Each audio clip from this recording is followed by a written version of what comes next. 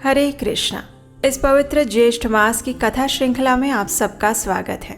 पिछली कड़ी से हम श्रवण कर रहे हैं कि भगवान जगन्नाथ जी के आविर्भाव दिवस पर उनका स्नान उत्सव कैसे मनाना चाहिए, और इसी श्रृंखला को आगे बढ़ाते हुए जैमिनी ऋषि और विस्तार से इसका वर्णन करते हैं।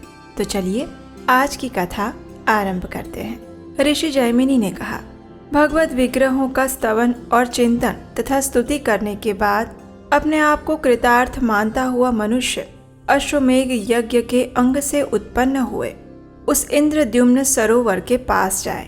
उसी के तट पर भगवान नृसिंह देव का स्वरूप धारण करने वाले भगवान श्री हरि निवास करते हैं। वहां नृसिंह जी की प्रार्थना करके विधि पूर्वक स्नान करें। भगवान की प्रार्थना इस प्रकार करें, हे भगवान नृसिंह, आपको नमस्कार है। आपके उत्तम क्षेत्र में आपके ही प्रसाद से नृपश्रेष्ठ इंद्रद्युम्न ने 1,000 अश्वमेघ यज्ञों का अनुष्ठान किया था। हे प्रभु, उस यज्ञ के अंग से प्रकट हुए इस सरोवर में स्नान करने के लिए मुझे आज्ञा दीजिए।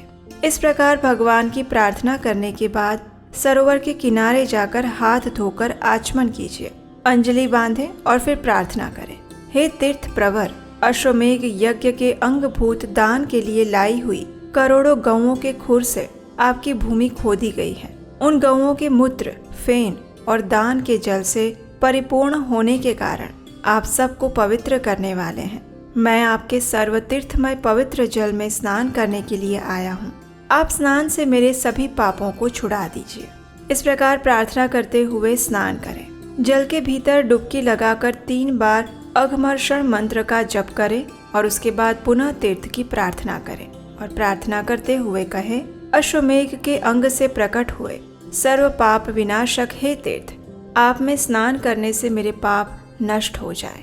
इस प्रकार 3 बार कहकर 3 बार जल में गोता लगाए।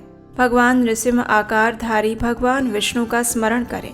देवताओं, ऋषियों और पितरों का विधि पूर्वक तर्पण करें और फिर पश्चिमाभिमुख विराजमान भगवान नृसिंह के समीप जाए और अथर्ववेद के मंत्र से उनकी पूजा करें। वह अथर्ववेद उक्त मंत्र राज पूर्व काल के नारद जी के द्वारा प्रतिष्ठित हुआ। तत्पश्चात राजा इंद्रद्युम्न ने दीर्घ काल तक उस मंत्र की उपासना की। नृसिंह आकार भगवान की उपासना के लिए उसके समान दूसरा मंत्र नहीं है। उसके उच्चारण मात्र से भगवान नृसिंह प्रसन्न हो जाते हैं। ब्रह्मा जी ने इसी मंत्र से काष्ठ विग्रहधारी भगवान जगदीश की भी स्थापना की थी। पूर्वोक्त उपचारों से और लाल जवा पुष्प तथा अन्य सुगंधित पुष्पों से भगवान नृसिंह देव की पूजा करें। मिश्री और गाय का घी मिलाकर गो दुग्ध में तैयार की हुई खीर, धीमे पकाकर बनाए हुए खांड और कपूर से युक्त मोदक, सैयाव, हलवा, घी में बने हुए पुए, नाना प्रकार के फल, शक्कर और दही मिलाए हुए चावल आदि नैवेद्य निवेदन करें। भगवान नृसिंह का दर्शन, चरण स्पर्श, नमस्कार और पूजन करके मनुष्य अपने अपने मनोरथों को प्राप्त कर लेता है। उसके बाद पूर्णिमा को प्रातः काल में पूर्व उक्त विधि से तीर्थराज के जल में स्नान करें। शुद्ध आहार का सेवन और इंद्रियों का संयम करते हुए मनुष्य भगवत प्रीति के लिए 5 दिनों तक केवल एक समय भोजन करें। तत्पश्चात मंदिर में प्रवेश करके मंच पर विराजमान पुरुषोत्तम श्री कृष्ण, बलभद्र और सुभद्रा जी का दर्शन करके मनुष्य पाप से मुक्त हो जाता है। जो ज्येष्ठ मास की अमावस्या को सर्व तीर्थमय कूप से लाए हुए सुगंधित जल के द्वारा स्नान कराए जाते हुए भगवान श्री हरि का दर्शन करता है, उसके तन मन में पाप का संपर्क नहीं रह जाता। चतुर्दशी का तृण अथवा काष्ठ का सुदृढ़ और सुंदर मंच बनाकर हरी हरी घास वाली भूमि पर स्थापित करें। उसके ऊपर सुंदर चंदोवा लगाकर उसे भली भांति सजा दे। अनेक प्रकार की मणियों को माला से बंधनवार बनाए और इस प्रकार मंच को स्थापित करके उसके दक्षिण भाग में कुएं से जल निकालकर कलशों में भरकर शास्त्रोक्त विधि से उन्हें शाला के भीतर रखें। फिर उन कलशों में पावमानी रुचा के द्वारा सुवासित जल भरें। ये कर्म चतुर्दशी की आधी रात में करने योग्य बताया गया है। उसके बाद धीरे धीरे भगवान बलभद्र और श्री कृष्ण को राजा से सम्मानित ब्राह्मण, क्षत्रिय और वैश्य लेकर आए। चंवर और ताड़ के पंखे से उन पर निरंतर हवा करते रहे। भगवान के शरीर पर जो पहले किया हुआ कच्चा लेप था उसे छुड़ाए ना। जिस प्रकार सुगंधित लेप से प्रतिदिन भगवान का अंग पुष्ट हो, वैसा प्रयत्न करें।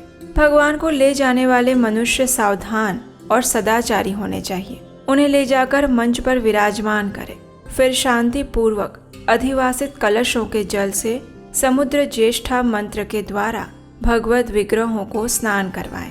ये स्नान दर्शन करने और अभिषेक करने वाले मनुष्यों को कृतकृत्य करने वाला है। जो मनुष्य वहां खड़े होकर प्रसन्नता पूर्वक भगवान के इस ज्येष्ठ स्नान और यात्रा का उत्कंठित चित्त से दर्शन भी करता है, वो इस संसार समुद्र में दोबारा नहीं गिरता।